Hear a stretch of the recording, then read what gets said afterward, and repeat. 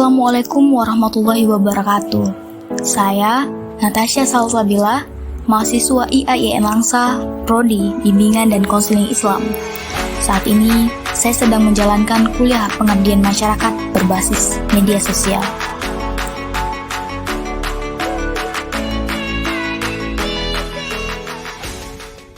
Pandemi membuat kita menghabiskan banyak waktu di depan layar.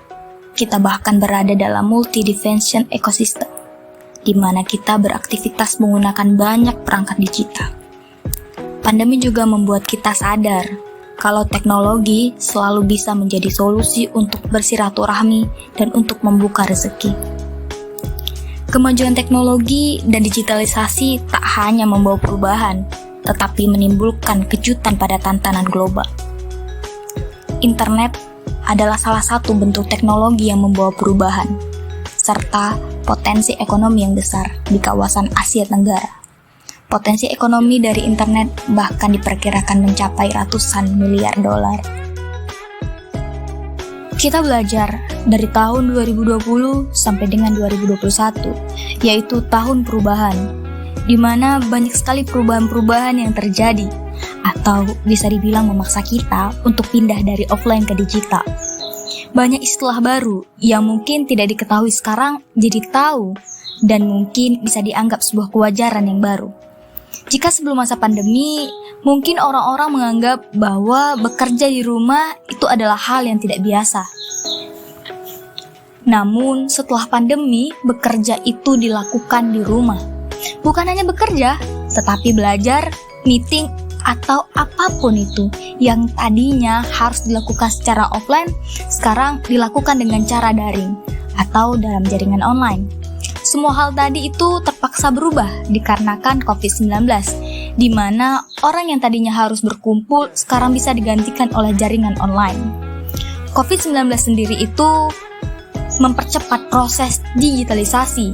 Orang-orang sudah terbiasa mendengar istilah WiFi, Zoom, kemudian bekerja secara daring, ataupun belajar secara daring.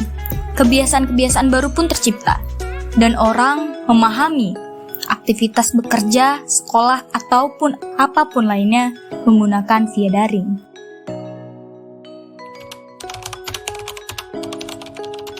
Internet dapat memudahkan saya untuk berinformasi, seperti saudara saya misalnya saya tidak jumpa yang di Medan, yang di Banda Aceh. Kalau saya kangen, saya bisa video call dengan mereka. Kalau anak saya di sana pun, saya rindu dengan anak saya bisa video call tanpa saya pergi ke Banda Aceh.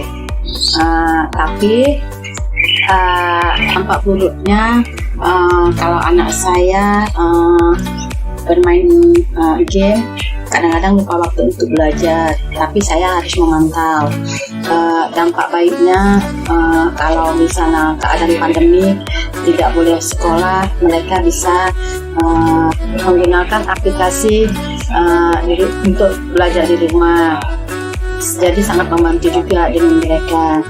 Dan saya juga sama bantu terhadap saya. Kadang-kadang saya tidak payah pergi pengajian, saya sudah bisa membuka internet, melihat Bapak Hidayat, Abu Yahya, dapat juga ada ilmunya juga.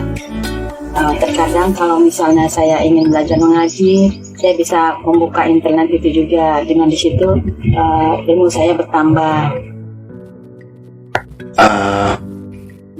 Assalamualaikum warahmatullahi wabarakatuh. Berbicara masalah perkembangan teknologi, baik itu teknologi rekayasa maupun perangkat lunak, akhir-akhir ini memang semakin tinggi dan semakin maju.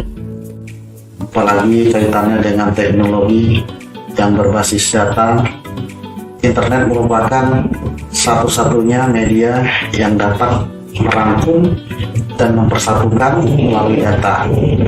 Jadi dengan perkembangan internet pada saat ini, itu dapat memudahkan penggunanya, baik itu untuk pendidikan maupun untuk pekerjaan. Dan sistem perdagangan sekarang pun sudah menggunakan sistem digital. Sehingga kebutuhan internet memang sangat diperlukan di era sekarang ini. Maka dari itu, kita selaku kaum milenial harus lebih memahami sebagaimana kita melihat perkembangan internet yang berkembang saat ini. Saya kira itu saja dari saya. Mudah-mudahan adanya internet mempermudah pekerjaan kita, bukan mempersulit. Terima kasih.